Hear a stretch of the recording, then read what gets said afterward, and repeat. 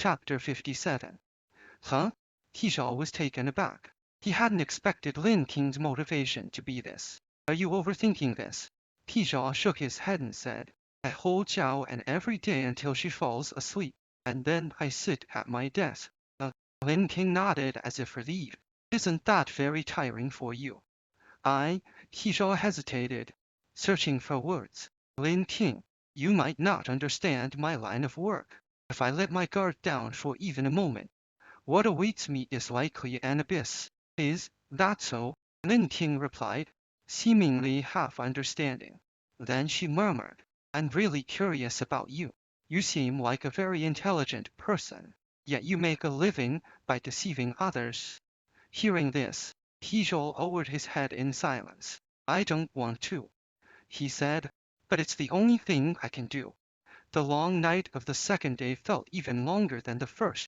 The pitch-black night hung in the air, like a long-lost friend unwilling to leave. Although Keejaw and Lin King had managed to sleep a bit, by dawn they still felt sore all over. Dr. Xiaoran looked like they hadn't slept at all, their faces haggard and dark circles under their eyes. They were not only afraid of the bugs outside, but also worried that Keejaw might lift a black sword at dawn and attack them.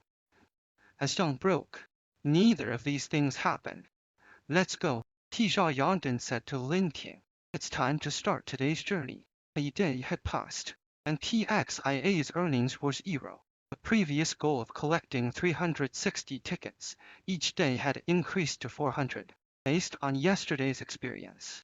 Many game rewards increased with difficulty. To achieve their goal quickly today, they would need to engage in several extremely dangerous games. The two didn't say goodbye to Xiaoran on Drive Xiao, instead standing up and taking the aluminum pot as they headed out the door. Outside, there were no signs of the bugs. Where could those astonishingly numerous monsters be hiding during the day?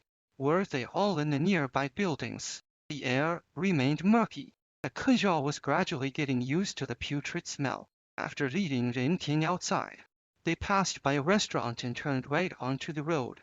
The buildings here were different from where Kejaw had encountered the human rat. Most were shops. They walked to the end of the street, but didn't find any signs of activity. Standing at a T-junction, Kejaw looked to the left and right. If they had been here, would they have gone left or right?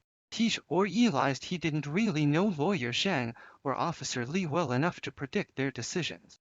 Just then, Lin King spotted something near the right side wall. Kejaw, look. She pointed to a corner where there were some white marks. Kejaw bent down to take a closer look and found the crooked symbols that resembled the number 5 and 2, or the letters S and T. Could this be left by them? Lin King asked, looking at the symbols with confusion. Probably, Sean nodded. The C could represent Lawyer Zhang.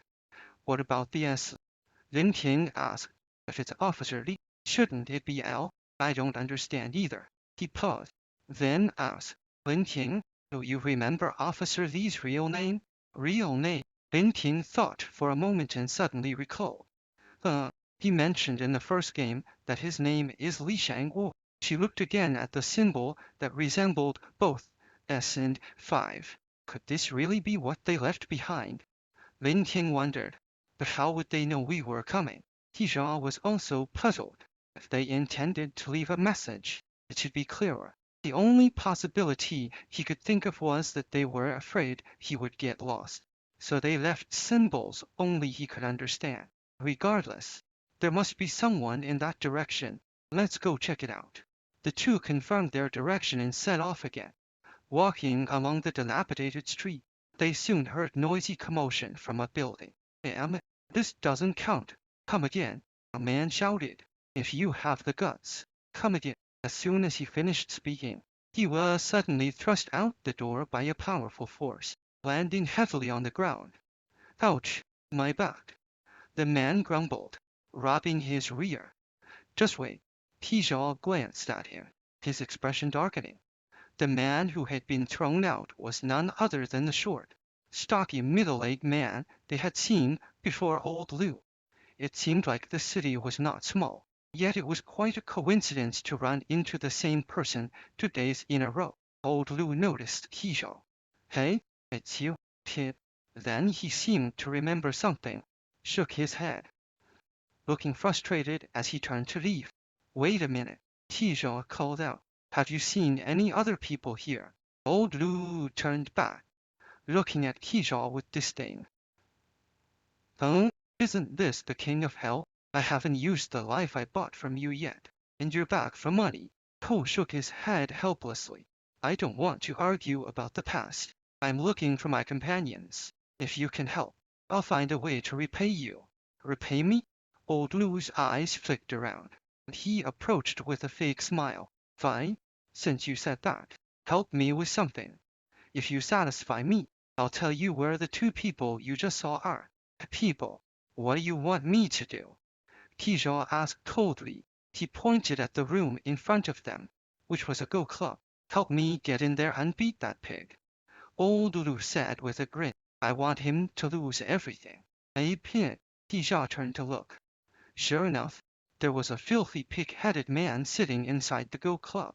In front of him were black and white pieces, with 2 empty bowls beside him. Tisha upped his nose, then turned back to Old Lou.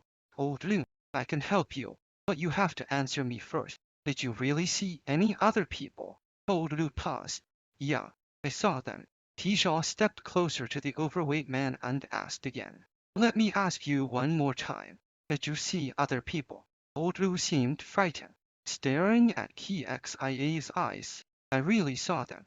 People. Yes. A man and a woman. Yes. What were their characteristics? Huh? Old Lou hurriedly recalled. The man was very serious, and the woman didn't talk much. Old Lou kept backing away, clearly still shaken by Kaizhou. He knew this man had once been Zhang Shan down and was not to be trifled with. Through several rounds of questioning, he realized Old Lou didn't seem to be lying. So, fine.